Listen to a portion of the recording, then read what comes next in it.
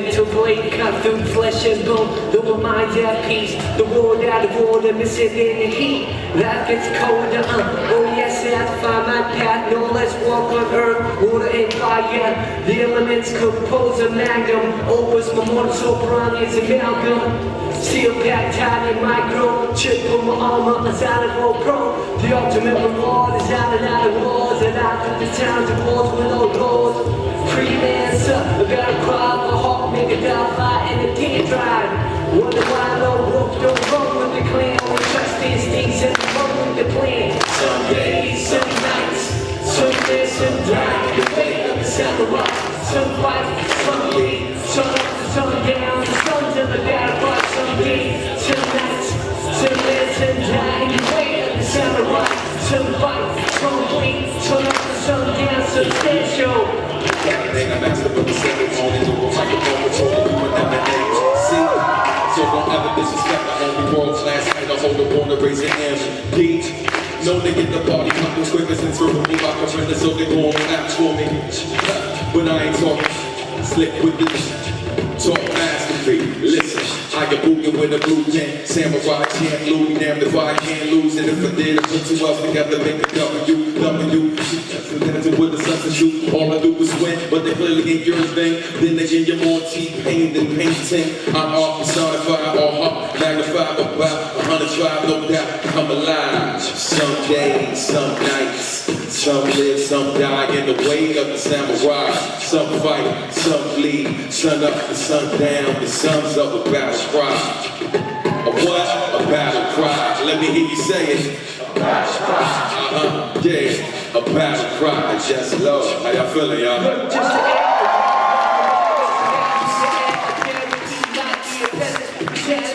royalty, keep to the people I let loyalty. We witness another body here that see sickness and distortion and wickedness. Since sail to the sunset, no second guessing for each style with the spirit of Wild West. Cold stand the test of time for the chosen ones to find the best of. No room I could ever grace to face up. Heaven's sphere when the feet fly over. The blue yonder, when the sky meets the sea and I meet the eye. Boy meets girl and became the man to serve the words too. See the day that I am the girl too. Some days, some nights, some live, some die in the wake of the samurai. Some fight, some bleed, some up and some down. The sons of the battle cry. Some days, some nights, some live, some die in the name of the samurai. Some fight, some bleed, some up and some down. The sons of the battle cry. What? The dogs of the battle cry. What? It's the mothers of the battle cry. What? It's the fathers of the battle cry. What? It's the teachers of the battle cry. What? It's the students of the battle cry. What? DC for the battle cry. What? Otakon for the battle cry. Cry.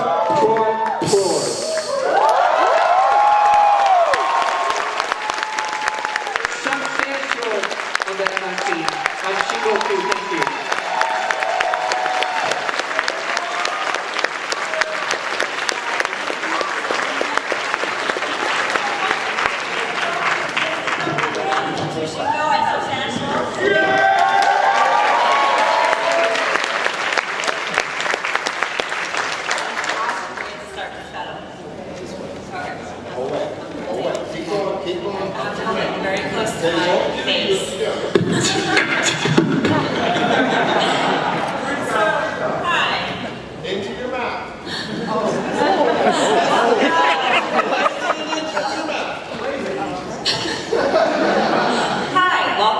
The Samurai Champloo 15th Anniversary Panel presented by Funimation. I'm MJ Takahashi, an Associate Brand Manager at Funimation.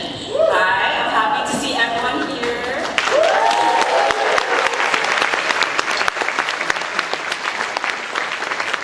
Thank you all for joining. I'm going to start with a little news and announcements from Funimation. If you didn't know, or maybe you've forgotten, you can watch Samurai Champloo on Funimation. You can stream it on Funimation now at funimation.com/Samurai Champloo. And we also recently released Samurai Champloo in our classic series, so you can own it on Blu-ray and digital. It contains a complete series, all 26 episodes, as well as exclusive special features, including Japanese promotional videos conceptual art, bumper gallery, Texas songs, and more. Available now on our shop at funimation.com/shop. So check it out, go add it to your collection if you haven't already. So I briefly have this short trailer that I have for everyone to watch, which I will play. Samurai Champloo. I see. I've got to admit you're much better than I expected. Fine, let's get started. Are you one of those so-called badasses?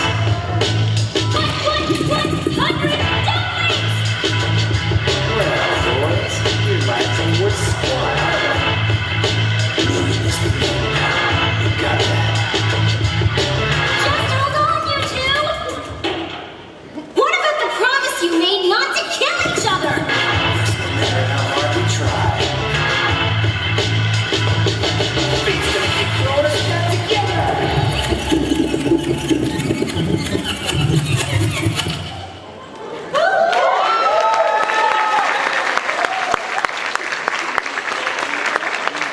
And so, after hearing all this and seeing our trailer, if you might be feeling like you want to watch, or maybe you watch Samurai Champloo, we have a special code for you, Otakon 2019.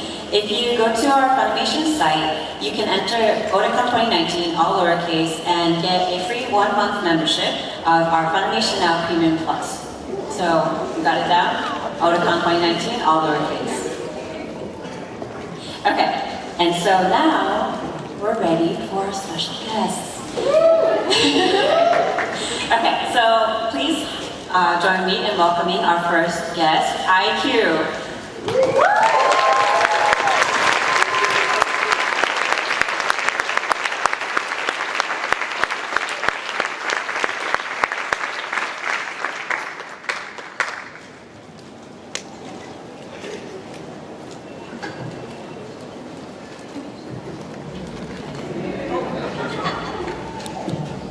Sorry guys, I'm still trying to figure it out. It's okay. Thank you, EyeQ. And then we have Marcus D.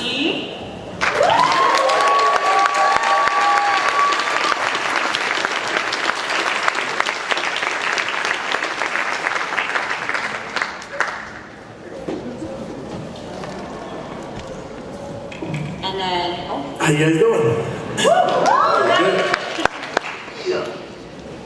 and then we have Substantial, who's already sitting on the stage.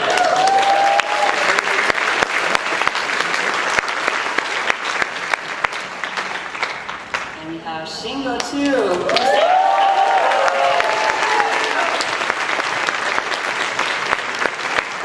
already heard him, but you may know him for his work on Battlecry with Blue Chavez. And with our music artists, we have also our voice actors. Please welcome Kirk Thornton.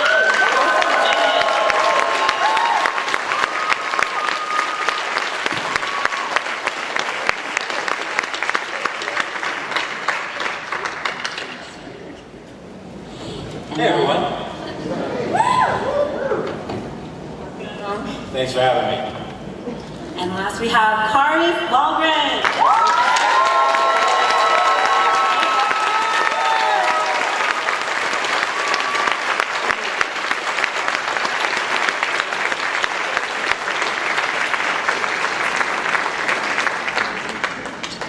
Oh, reach up. That works. I've never been that douchey person that like films something going up on stage, but I can't believe how many people are here. It's mind-blowing. Thank you guys for coming.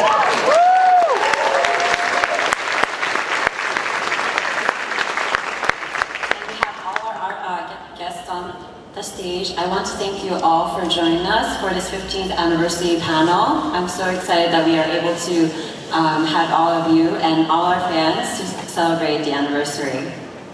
So I think we're ready to get started on our panel. We have some questions ready. So, question 1. When did you first hear about Samurai Champloo, and what was your impression? Like, when did you learn about the show? Well, I guess I'll start. I had not heard of this show before the audition. So I went in and auditioned for the part of Fu, and when I when I got the part, it's one of those things where I just so quickly started falling in love with the show, and couldn't wait to watch it just as a fan, as a spectator. And I want you guys to know that I'm fangirling really, really hard, because over the years, whenever I go to these conventions and I'm asked about Samurai Champloo, I'm always saying how much I love the music. And so I was backstage and I did not realize that these guys were going to be here. And I literally almost started crying backstage. I'm like, I get to meet them. And so it's just incredible, because I think we knew pretty early on that it was a special show, and to be a part of it was pretty amazing. We're just as excited to meet you guys too. So just to let you know. Bro, do you want to share how did you first hear about Samurai Champloo? I'll try to keep it short. Well, I got into hip-hop in Oakland, California when I was a student at UC Berkeley, and one of the first mentors that I met in the game was Dell the Funky Homo Sapien. And you know what I mean? Like, he still hasn't changed from the day I met him. He looks the same. He still treats me the same. He's a legend, absolute legend. And he was already a fan of animation, and that was one of the reasons he kind of took me under his wing casually. You know, and I was over at his house translating video game instructions, and I was fanboy hard too, because I listened to his album all throughout my high school years. And he was a big fan of Cowboy Bebop as well. So he schooled me on that way before I even had the opportunity, because what I'm talking about, my encounter with Dell, that was like 1993, 94. And it was only 10 years after that fact, like 2003, I would believe, because this came out 2004, right? 2003, fast forward, I had met my friend Nujabes around 99, 2000, started working with him. So casually one day, he just emailed me, hey, there's this late night animation happening on the Fuji channel in Japan. Would you like to throw on a verse for it? And I was like, sure. And growing up in Japan, like a late night animation that's not prime time, right? That's really for adults to watch. So I wasn't really tripping on it that hard, like that it would ever be syndicated in the United States. But of course, I was very much intrigued. So that's why we ended up doing a Japanese song for it first. Then it was too happy, so we re-recorded it, and that became Battlecry. I didn't realize there was a happier version. There is. If you know Nujabes' albums, there's a song called Horizon. That's a very happy piano beat. So I did a Japanese verse over that, and so that version exists. But somehow the producers wanted an English version, which I think was a great move in retrospect. So yeah. Thank you. It is a great opening. We have loved it. Substantial. Yeah, so I first started working with Nujabes in '99. That's when I first signed with Hot Out Productions, and then went to Japan in 2000. And so we were just working on music for my release, and then later his projects. And but we never talked about the show, so I had no idea he was secretly working on it, right? And then one day I get the call, because at this point I was no longer with the label, but I was still collaborating with Nujabes. I get the call from my nephew, and he's like, I'm home watching, I'm watching this show, and I could have swore I saw Nujabes' name in the credit. I'm like, what? And so I look it up, and then I see it, and I watch a few episodes, and I'm like, first of all, this is amazing.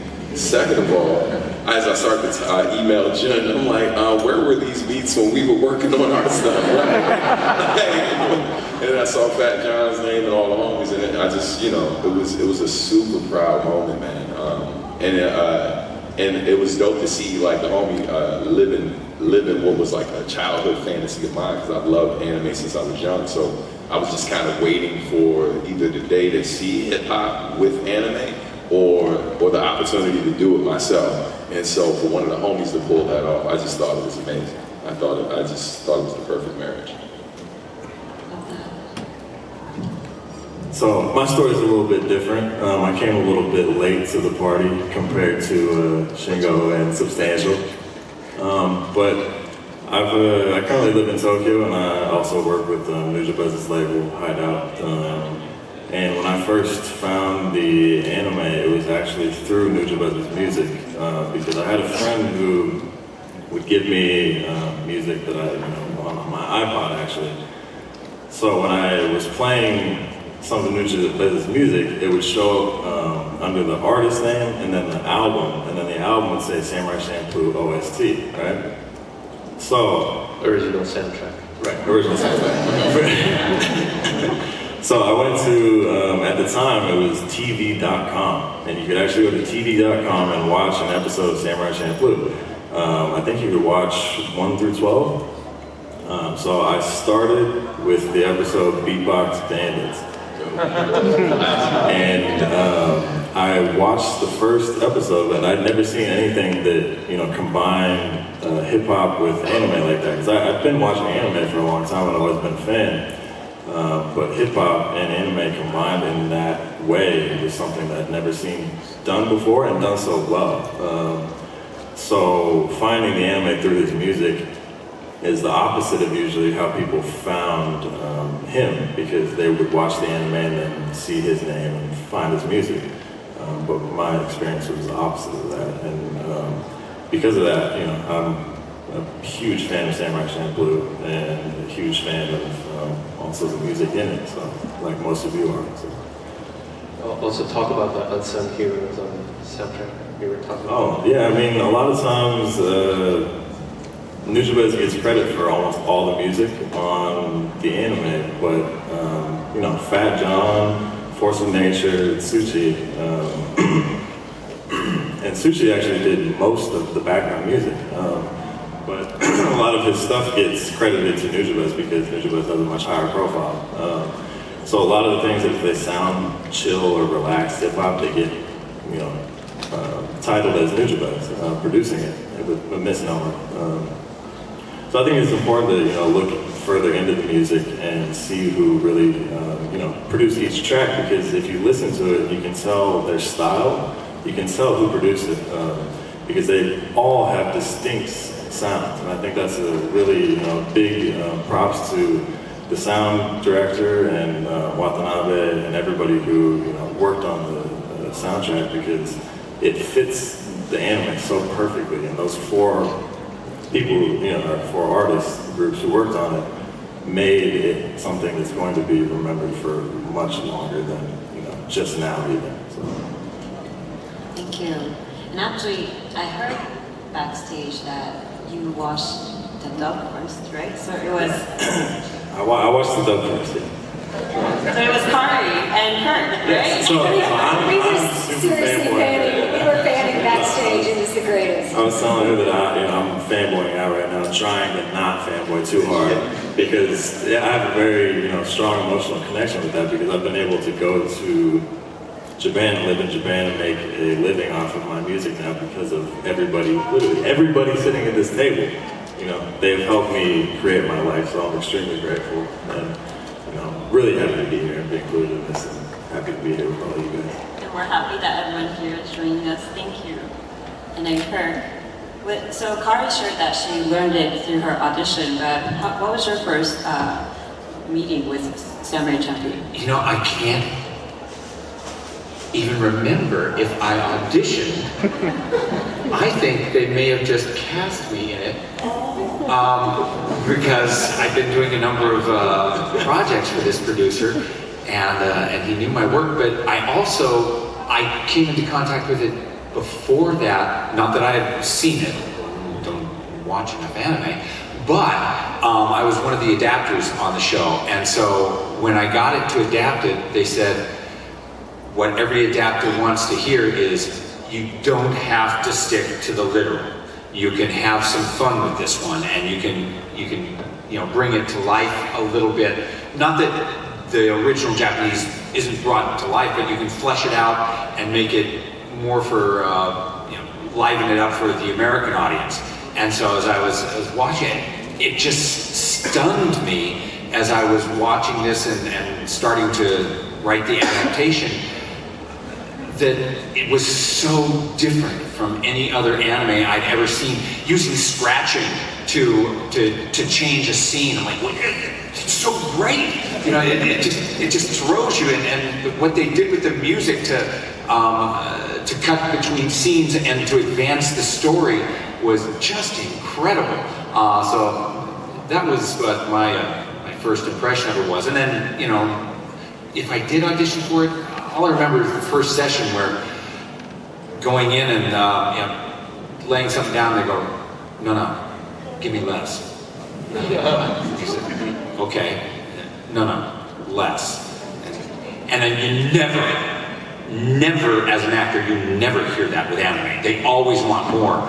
And so eventually, my performance, yeah. And the poor engineers going. But And hearts across America were going,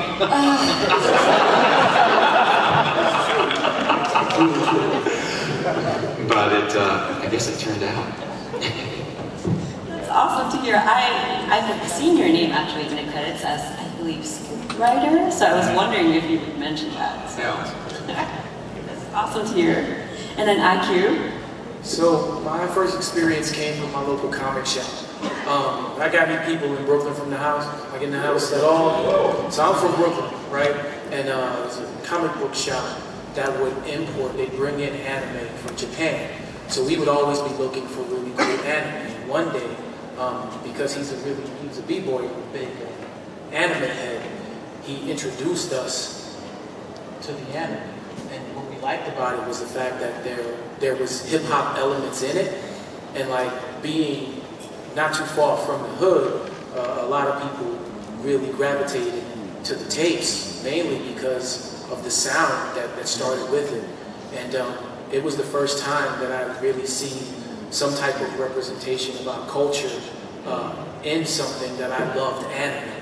So for me, like after that, I was hooked, and I knew that anything Watanabe did, I was with it. You know, like it meant a lot. And that was my introduction. I've been a fan ever since. Thank you everyone for sharing. I love to hear all these answers. Our next question is a bit more focused on Shingo and Kari and Kirk, but what was it like to see the anime come together? For example, to hear Battlecry playing as you saw the opening, or to hear your voice with the anime, the dubbed. well, the way that we record anime, because it's already been put together in Japan, we go into a studio by ourselves and we just sync every single line up to picture. We don't get to perform with the other actors.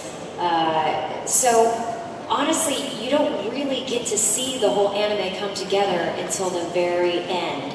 So you just get these little pieces of, oh my gosh, I think that soundtrack's gonna be really cool, or hey, you know, Kirk recorded before me and I think he's doing a great job with his part, or Steve Bloom's doing a great job with his part, but you don't really get to see it all together until the very, very end. So it was kind of a special reveal for me because I was watching it like everyone else for the first time once it was all finished. And again, you know, we had little hints that it was going to be a special show, but once you see it all together and hear it, it was just really groundbreaking, I think. And Kirk, especially since you helped with also the script. Could review the question for me one more time? Of course. What was it like to see the anime come together? Since after you recorded it, you helped write it, or the script? Yeah, I had no idea what I was getting into. I thought it was just, initially going in, I thought it was just another show. And especially as we started going through and I would see the scripts in advance, see that, oh, wait a minute, they're not paying any attention to era. They're breaking out of era with like the baseball show. And they took convention and said, no, we're throwing it out the window. We're doing what we want. And that was just fascinating. And also knowing that I was working with Steve and Kari, that we had this core that you'd get into the studio and you'd hear the other voice and you go, okay, I guess I got to step up my game because they're pretty damn good. And then seeing the final product was pretty amazing how it all came together. It just kind of blew me away. I had no idea that I was going to be a part of something like that. Thank you. And Shingo?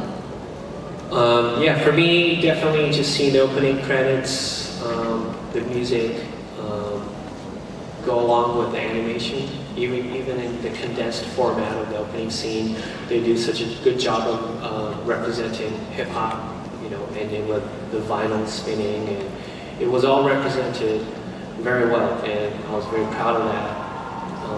That I could do my part, you know what I mean? And interestingly enough, like recently I heard a radio podcast from somebody who actually asked the director, Shinichiro Watanabe, about the current trend of how lo-fi hip-hop, how they coined it. It's almost like a fascination of the 90s hip-hop. It's like a throwback hip-hop. For us, it was never lo-fi or hi-fi, just like the feel of it, but it's just product of our environment that we sampled records, right? That was what was available to us.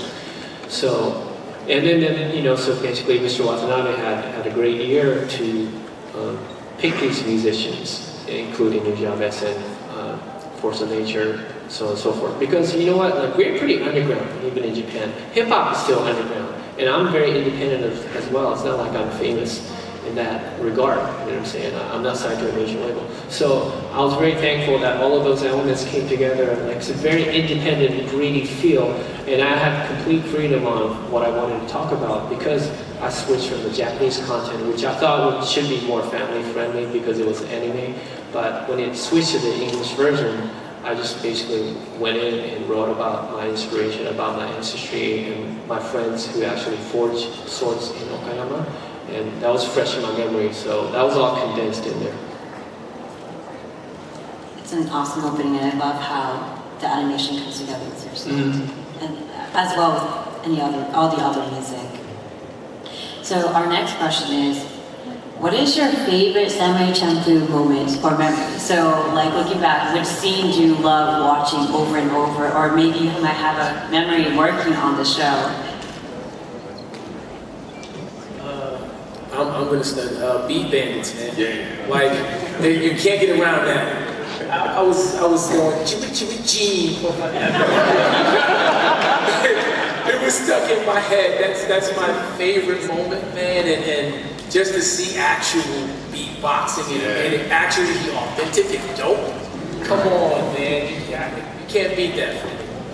I was literally over here, like, talking to Marcus, and like, as quick as I was saying it to him, he said, and I'm like, damn it. Yeah, I mean, you see hip-hop in so much now, right? Like, it's almost in everything. And people get it wrong, like, so much in terms of the authenticity. And oftentimes when we say hip-hop, people are just really referring to rap music. And so to see the show, like to see the records, right? Like to see scratching, to see beatbox incorporated, like to have it start with a rap song, to have like hip hop producers, to see Mugen do moves that like resembled like, a windmill, you know what I mean? Like they had all of the elements of hip hop, like they really had hip hop culture all through. The graffiti, yes, absolutely. The font, I'm a graphic designer as well, so the font Brooklyn Kid as as the main tag for each episode for the titles, like those details, man, is so important in terms of the authenticity of the show. And so, yeah, so definitely that beatbox episode, because I've been beatboxing since I was 5, so I saw that, I lost my mind. I'm like, is it beatboxing into the back of a sword? Go. You're the GOAT. Greatest of all time. You did that.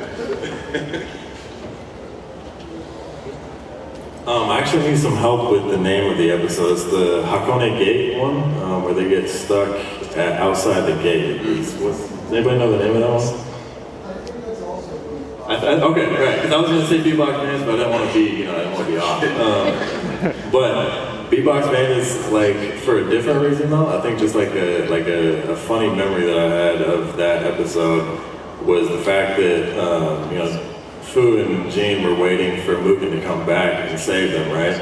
And they're dead set on the fact that this is him coming over the sunset. Like he's finally come to save us, right? And then it comes up and it's just like the song's playing. And it's like a really uplifting, hopeful song, like he's coming to save them. And then as soon as he gets there, it's the jogger dude. They had been jogging the whole time, right? And it's him again, and they're like, damn it! And then the record just goes, and then at the end, when they finally let him go because everybody's high, you know, they're all smoked. The weed got, you know, up in the air, and everybody got high. So then they walk past the field where everything burned down, right? And the warrior monks and Mugen are sitting in the field, and they're just, you know, holding each other, swinging back and forth because they're all happy, right? And Mugen and Gene walk past, or Gene and Fu walk past Mugen. It's like, this dude is sitting here high. He didn't come to save us, and he's just high. He's just sitting in this, you know, in this field. And that was just like the funniest thing. We have to step in. How was it recording that episode? Oh, I mean, it just goes to the character arc of all characters. It was easy to be annoyed. It was really easy. I would say like one of my favorite things is whenever Fat Food would pop up, because I love me some food. I love to eat, and so I swear even to this day, like when I get ready to eat something good, I'm like, oh, do eat. You know, and it's just like that. I actually do my Fat Food voice because I get excited. Don't forget about the fat squirrel. And the fat squirrel. Kirk, what is your favorite Samurai Champloo moment? I'm gonna do one that we were just talking about. I've got two. And we didn't say it. And I was embarrassed to say it, but I said, first, was it okay?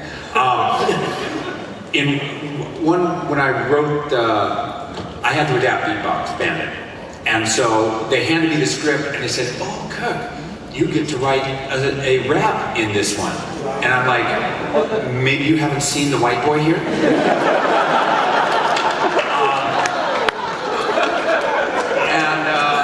And like, I am the last person who should be writing rap. And I started doing it and I really got into it and I had a ball eventually. But then my son was also into freestyling at the time. He had been doing a lot of freestyling, so I said, can Sparky come in and lay this down?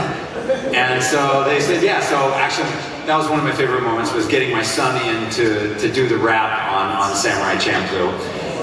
And the other one had nothing to do with performance on my part. It had to do with the original Japanese, and I think it was in the baseball episode.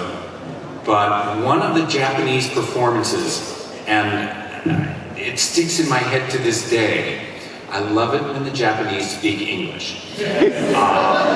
Because the line was, Galuvi! And I laugh about that. Whenever I need a smile, I just think Galuvi. Groovy, right? Yeah. Groovy, for those of you who need a translation. And then Shingo. Oh man, well, you know what? I'm just gonna say my favorite feedback has been how you guys have, you know, watched the original airing and the reruns, staying up till 3 a.m. and you were like 6 or 7 years old, right? Like that was 15 years ago, man. And yeah, so I never really expected any of that, and yeah, I've just been blown away how dedicated the fans have been over the years. It's amazing. I love the Samurai Champloo is amazing, and all you guys are amazing. Thank you for coming again to this panel.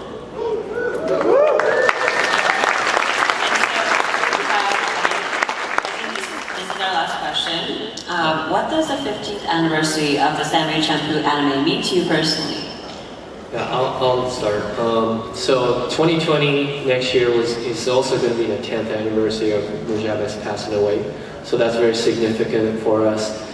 And doing these panels, obviously, and performing Battlecry and other songs that we've all worked together is a way to keep his legacy alive. And there's a lot behind the scenes that is unsaid, but we love to keep it in the music and the good memories pressing forward. So I really appreciate on the same level that you guys are dedicated to Samurai Champloo. I'm sure a lot of you guys appreciate your Japanese music as well. So definitely on his behalf, we appreciate you guys for being there too. Thank you.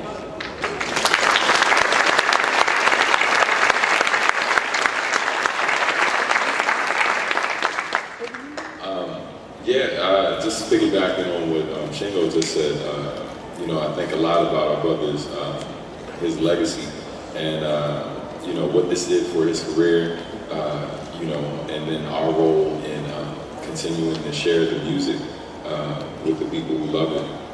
It's just it's truly beautiful to see, and just how it's kind of indirectly affected some of us as well.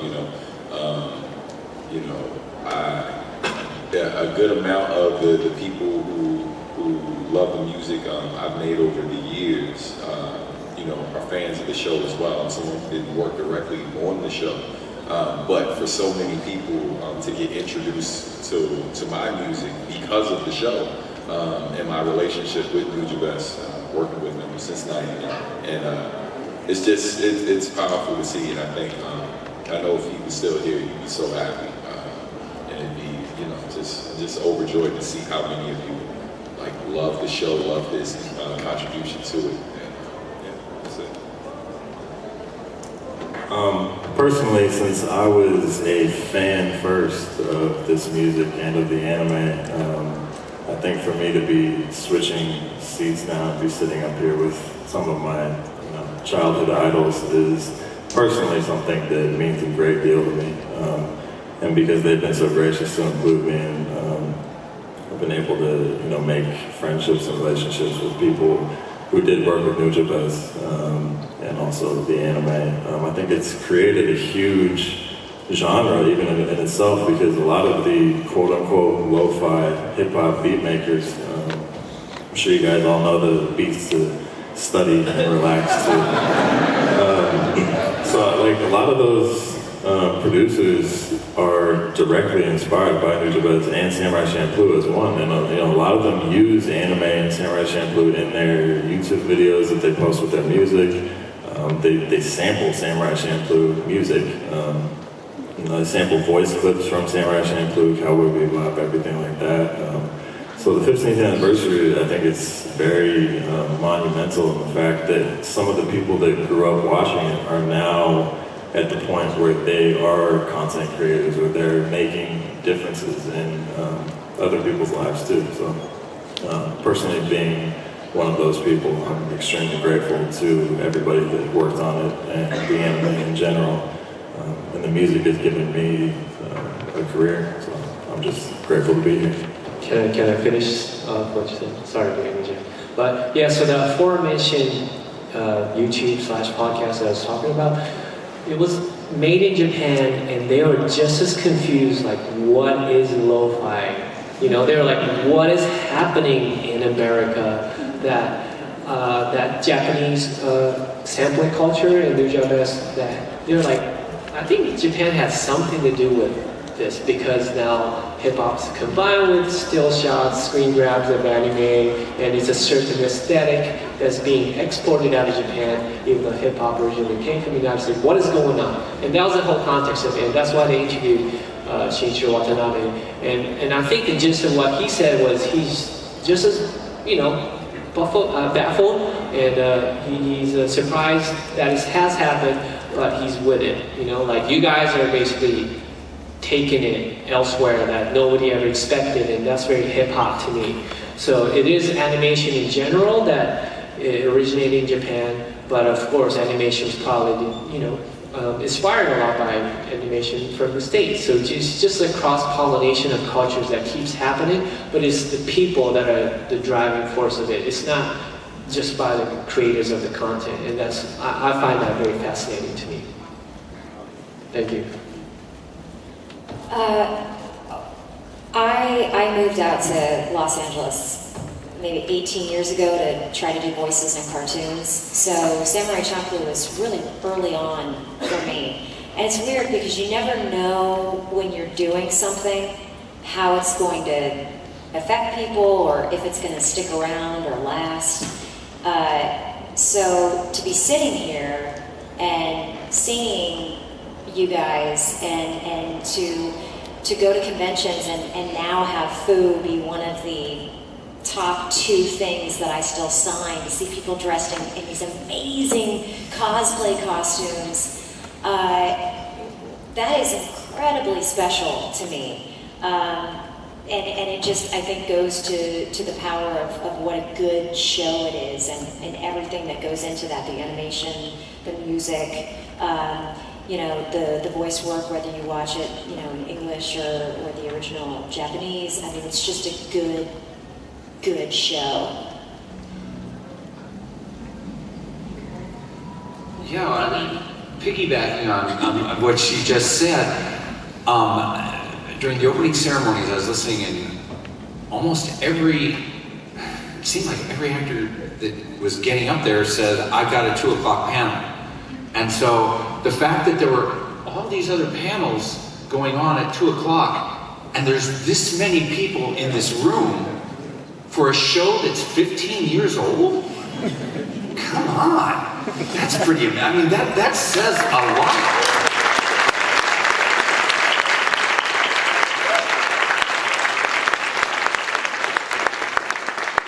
It just points out, how classic this show was, and how groundbreaking, and just how different and unique and wonderful it was. So that's my answer. Thank you. And lastly, we have EyeQ before we get out of this room for the next panel. I can see there's probably a line back there.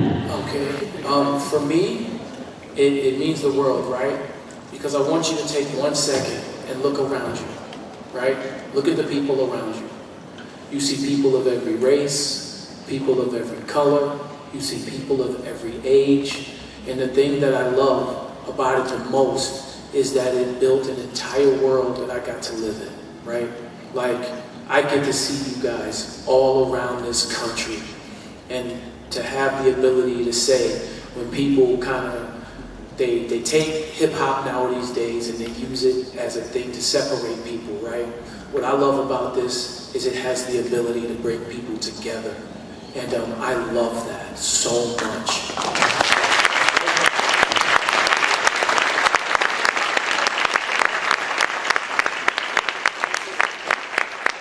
This isn't possible without you guys, right?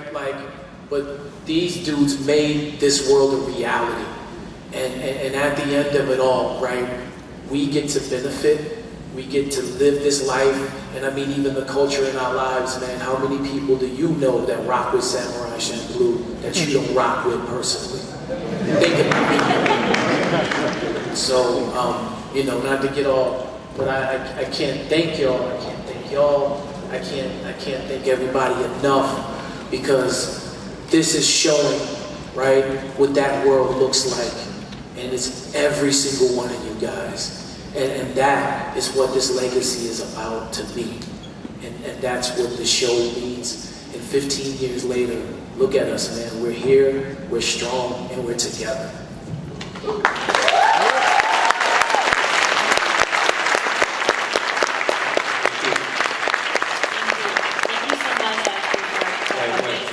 What's happening 5 hours from now, EyeQ? Say what? What's happening 5 hours from now? Pick your show. Oh, man. I'm over here trying to cry, y'all. I'm not thinking about that. I'm just like, okay, we're gonna keep them in, you know?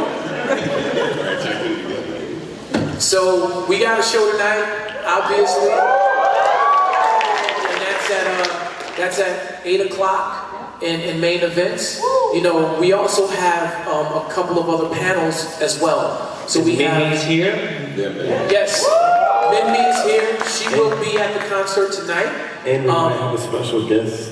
tonight at the concert too. Say it again. We might have a special guest at the concert too. Can I tell them? No, talk. So I was gonna save it for later, but since you guys are here, so there's another pretty popular show. It's technically not an anime, but it is animated. Highly inspired by Samurai Champloo. Yes, absolutely. So there's a show called The Boondocks. So the surprise is my good friend Asheru, who did the opening song. So he just texted me a little while ago and was like, yo, Otakon, right? I'm like, I got you, son. So yeah. So that's for you guys. So we got that for you as well. He's gonna come through and y'all get to hear Judo Chop live along with celebrating. I was already excited for this concert, and now I'm just like, oh, okay. Thank you so much, everyone, for joining us for the panel. If we can do a quick group photo. Yeah. Yes. Okay. Stay where you are and.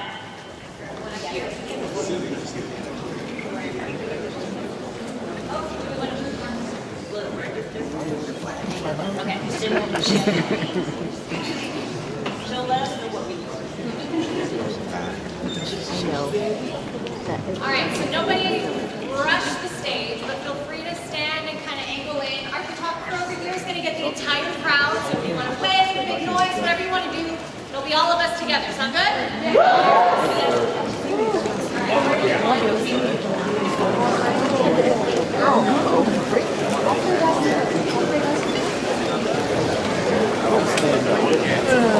Yeah. Well, we need RJ.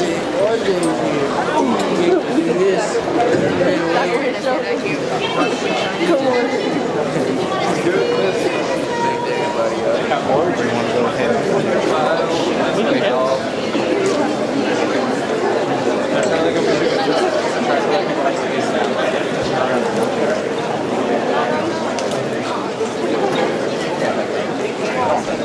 Go, Bouchard. They left? Yeah, they went on the left.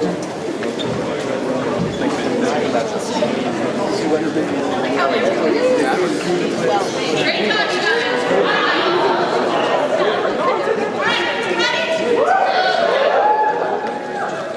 Bro. Next